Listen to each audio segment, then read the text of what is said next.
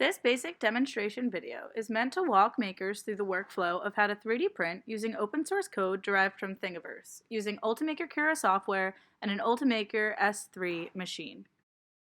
There are many websites that embody the crowdsource movement and publish open source 3D codes for 3D printable products. Since the code is already generated and free, this is a good option for beginner makers to explore. As you can see, there are many options to choose from. I am going to print an adaptive chopstick holder, which may benefit people with limited hand dexterity.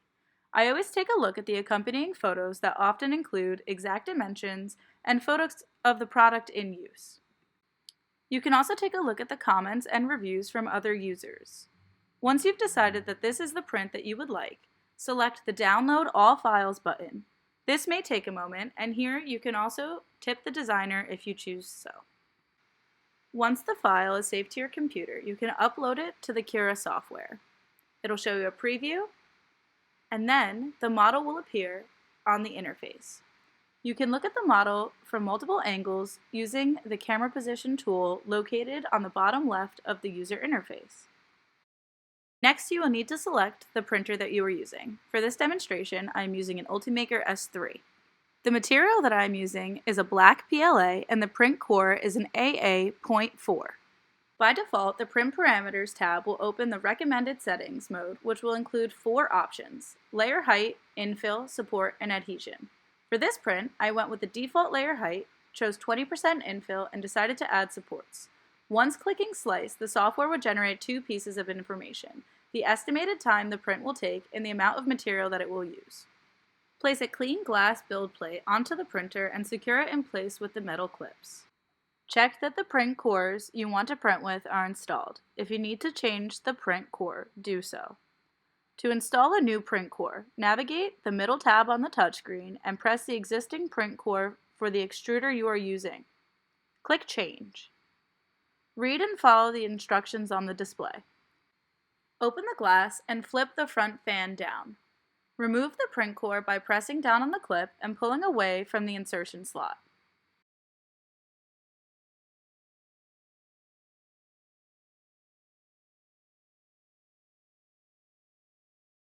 Press down on the clip as shown in the video and insert the new print core into the corresponding slot, lining up the top with the print core for the second extruder if necessary. Close the front fan and continue to follow the prompts. PLA filament comes in spools and is available in a variety of colors. Load the desired filament onto the spool holder and thread the PLA filament through the bottom. Make sure that you keep your fingers pressed on the filament that's wrapped around so it doesn't unspool. Once secure, place the spool back onto the machine and load the filament into the feeder that corresponds with the extruder that you are using. In this case, I am using extruder 1.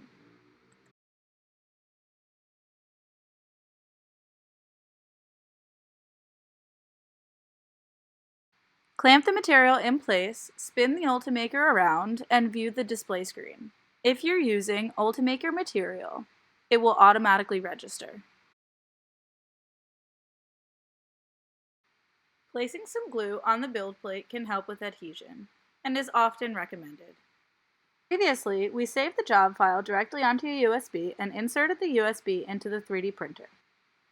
So now we are ready to print.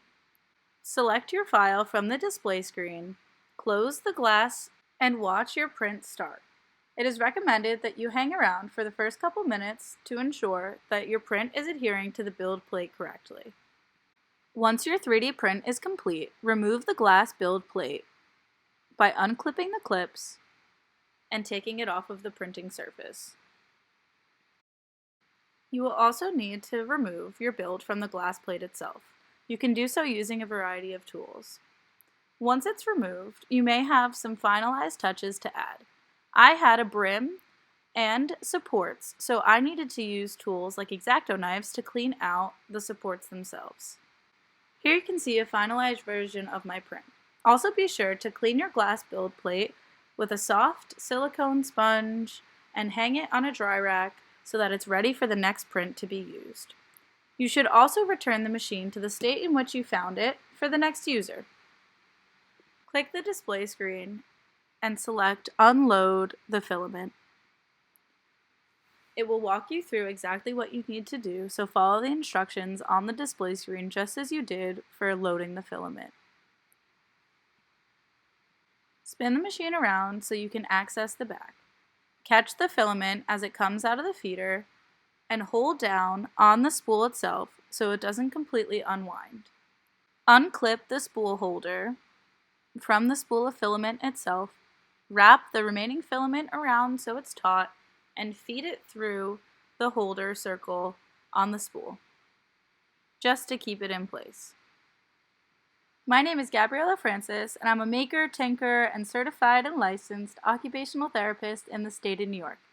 I hope you found this demonstrational video beneficial and it has inspired you to want to make as well.